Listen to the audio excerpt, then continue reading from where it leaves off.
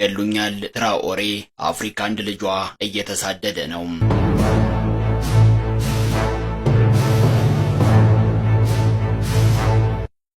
አፍሪካ ለምን እንዳሆነች ብሎ የሚጠይቅ አእምሮ ትክክለኛውን መልስ ለማግኘት ብዙ ማጥናትና መመልከት ይኖርበታል።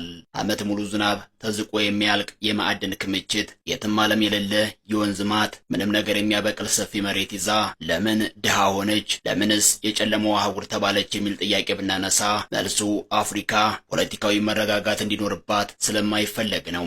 መሪ ስለማይወጣላት ነው። ትክክለኛ መሪዎች ሲወጡ ተዋክበው ስለሚገደሉ ነው። አምባገነኖች ሲመጡ 50 ዓመት እንዲገዙ ስለሚደረግ ነው። ወጣቱ የቡርኪና ፋሶ መሪ ኢብራሂም ትራኦሬ አሁን ላይ በዚህ ምክንያት እየተሳደደ ይገኛል። ትራኦሬ ልገደል እችላለሁ፣ አሁን የሚሰማኝ እንደዚያ ነው ብሏል። ከሰሞኑ በሚያምነው በትግል አጋሩ አስደንጋጭ የግድያ ሙከራና መፈንቅለ መንግስት ተሞክሮበታል። መፈንቅለ መንግስቱ ከሽፏል። ነገር ግን ትራኦሬን አሁንም ሊገሉት እየተዘጋጁ ነው። ሞትን አልፈራም፣ እስከምሞትም ህዝቤን አገለግላለሁ ብሏል። ትራኦሬን ለመግደል እያዘጋጁ ያሉትን እቅድ ጨምረን እስከ ዛሬ በምዕራባውያን የተገደሉ ድንቅ የአፍሪካ መሪዎችን ጭምር እናያለን። እስከ መጨረሻው ድረስ አብራችሁን ቆዩም።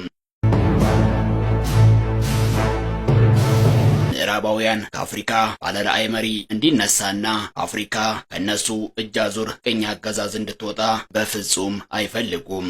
ድንገት ባለራዕይ መሪ ከተነሳ ተባብረው ያጠፉታል። ለማጥፋት የሚጠቀሙት ደግሞ የእነሱ ተላላኪ የሆኑ አፍሪካውያንን በመጠቀም ነው። በቅኝ አገዛዝ መንፈስ የተነጠቁና በአስተሳሰብ ነጻ ያልወጡ ከህዝባቸው ነጻነት ይልቅ ባሪያ በሆነ ህዝብ ላይ ጌታ ሆነው በህዝባቸው ጉዳት መክበር የሚፈልጉ አፍሪካውያንን በመጠቀም ነው። ይህ እስከ ዛሬ ሲከተሉት የቆዩትና ስኬታማ የሆኑበት መንገድ ነው። አሁንም በዚህ መንገድ እየተጓዙ ነው። የቡርኪና ፋሶውን መሪ ኢብራሂም ትራኦሬን ለመግደል አደገኛ ጥቃት ፈጽመው ትራኦሬ ተርፏል። የቡርኪና ፋሶ መሪ ኢብራሂም ትራኦሬ ሰሞኑን ከተሞከረበት መፈንቅለ መንግስት በኋላ እንዲህ ሲል ተናግሯል። ሊገሉኝ ይችላሉ፣ ልሞት እችላለሁ፣ ሞት አልፈራም፣ ህዝቤንና ሀገሬን እስከ ሞት ድረስ ማገልገሌን እቀጥላለሁ ነበር ያለው። ማን መፈንቅለ መንግስቱን እንዳካሄደበት ሲናገር ደግሞ ጉዳዩ ከቶማስ ሳንካራ ጋር አንድ አይነት ሆኖ እናገኘዋለን። የአፍሪካው ኮከብ የተባለው የቀድሞው የቡርኪና ፋሶ መሪ ቶማስ ሳንካራ በጥይት ተበሳስቶ የተገደለው በገዛ ጓዶቹ አማካኝነት ነበርም። ጓዶቹ ገለው ስልጣኑን ተቆጣጥረው ኢብራሂም ትራኦሬ በመፈንቅለ መንግስት እስኪያስወግዳቸው ድረስ ለዓመታት ገዝተዋል። አሁን ሳንካራ ላይ የተፈጸመው ግድያ ትራኦሬ ላይ ተሞክሯል። ትራኦሬን ከሰሞኑ ሊገለው የነበረው የገዛ ጓደኛው ነበርም። ትራኦሬ ስለዚህ ጓደኛው ይህም ብሏል።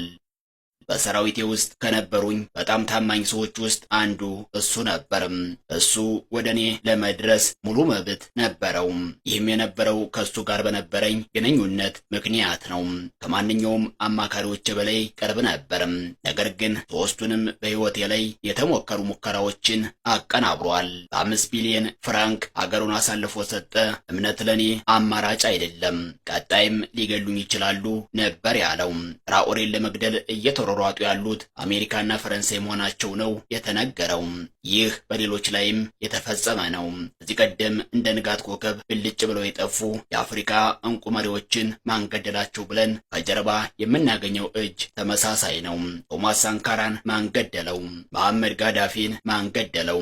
የሞዛምቢኩን ሳሞራ ሚሼል ማንገደለው? ከሩዋንዳው እልቂት ጀርባ ያለው ማን ነበረ? የብላክ ፓንተር አሜሪካዊ ማርከስ ጋርዌይ የተገደለው በማን ነው? ፓትሪስ ሉሙምባ የተገደለው በማን ነው? ከእያንዳንዱ የአፍሪካ መፈንቅለ መንግስት ግድያ ጀርባ ያለው ማን ነው? ማልኮም ኤክስን ማን ነው የገደለው? አፍሪካ አሜሪካውን ቄስ ማርቲን ሉተር ኪንግን ማን ገደለው? ቱፓክ ሻኩርን የገደለው ማን ነው? በደቡብ አፍሪካ የባንቱ ተወላጅ ስቴፈን ቤኮ የተገደለው በማን ነው? ሰሞኑን መሃላንጉን የገደለው ማን ነው?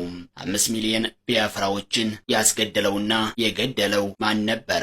ከእነዚህ ሁሉ ግድያዎች ጀርባ የአሁኖቹ የትራኦሬ አስገዳዮች እጅ አለ። አፍሪካ እንድትለወጥ አይፈልጉም። በምዕራባውያን ዘንድ አንድ ያልተጻፈ ሕግ አለ። እሱም አፍሪካ ለምዕራብ የጥሬ ዕቃ አቅራቢ እንጂ መልማት የሌለባት የምንዱባን ሀገር መሆን አለባት የሚል ሕግ አለ። ይህንንም ትናንት በነ ቶማስ ሳንካራ፣ በነ ታላቁ ሙሐመድ ጋዳፊና ሌሎችም ዛሬ ላይ ደግሞ በምዕራብ አፍሪካዋ ቡርኪና ፋሶና በመሪዋ ላይ መርዛማ ጦራቸውን አሹለው ተነስተዋል። በትራኦሬ ላይ እየተሞከረ ያለውና ወደፊትም ሊፈጸም የሚችለውን ግድያ በዋነኝነት አፍሪካ ውስጥ ያለው የምዕራባውያን ጦር ያቀነባብረዋል ተብሏል። ይህ ጦር ያለው ደግሞ በዋነኝነት እዚህ ምስራቅ አፍሪካ ጅቡቲ ላይ ነው። ይህ ጦር ብዙ መሪዎችን ቀደም ብሎ አጥፍቷል። የሊቢያ ሀብት ለሊቢያውያን በሚል አቋሙ ህዝቡን ሀብታም፣ ሀገሩን የበለጸገች አፍሪካዊ ሀገር አድርጎ የነበረው የሊቢያው ታላቅ መሪ ሙሐመድ ጋዳፊ የአሜሪካንና አውሮፓውያንን የነዳጅ ኩባንያ ከሀገሩ ካባረረ በኋላ ወዲያው ዘመቻ ተጀመረበትም። አለቃዋ ጋዳፊ የሊቢያን ህዝብ ሀብት ለራሱ ስልጣን ማስጠበቂያ እየተጠቀመበት ነው። ህዝቡ በጭቆና ስር ነው። የሊቢያን ህዝብ በአምባገነንነት የያዘው ሙሐመድ ጋዳፊ ካልተወገደ ይህ ህዝብ በጭቆና መኖሩ ነው አለችም። ከዚያም በአፍሪካ ጥቅሟን እንዲያስከብርላት ብላ ባቋቋመችው በአድሚራል ሳም ሎክሌር በሚመራው ወታደራዊ ተቋም በኩል ጋዳፊን የሚያስወግድ ሚስጥራዊ ዘመቻ ከፈተችም። ይህ ኦፕሬሽን ወደ ሴዳውን የተባለው ጋዳፊን ማስወገድ ተልእኮውን ያደረገ ሚስጥራዊ ኦፕሬሽን ካደራጀ በኋላ በተለያየ ሴራ ሞክረውት አልበገር ያላቸውን ጋዳፊን ለማስወገድ ሊቢያን በቦምብ መደብደብ ጀመሩ። በመጨረሻም በ2011 አይደለም ለሀገሩ ለመላው አፍሪካውያን ብሩህ ቀን ነጻነትና እድገትን የሚመኘውን ታላቁን መሪ ሙሐመድ አቡ ሚኒያር ጋዳፊን አስገድለው ሊቢያን ፍርስርሷን አወጧት። ማይክል ላንግሊ የተባለ የአሜሪካን ጀነራል ልክ በ2011 ሳም ሎክሌር ሊቢያን ከኔቶ ጋር ሆኖ መደብደብ ከመጀመሩ በፊት ይህ ጀነራልም ዳግማዊ ቶማስ ሳንካራ የተባለውን ወጣቱን የቡርኪና ፋሶ መሪ ኢብራሂም ትራኦሬን የሀገሪቱን የወርቅ ክምችት ለስልጣን ማስጠበቂያው እየዋለው ነው። የቡርኪና ፋሶ ህዝብ በጭቆና ስር ነው፣ በሀብቱ መጠቀም አልቻለም፣ ነጻነት ተጠምቷል ሲል መናገሩ የዚህ ሰሞን የአፍሪካውያን መነጋገሪያ ሆኗል።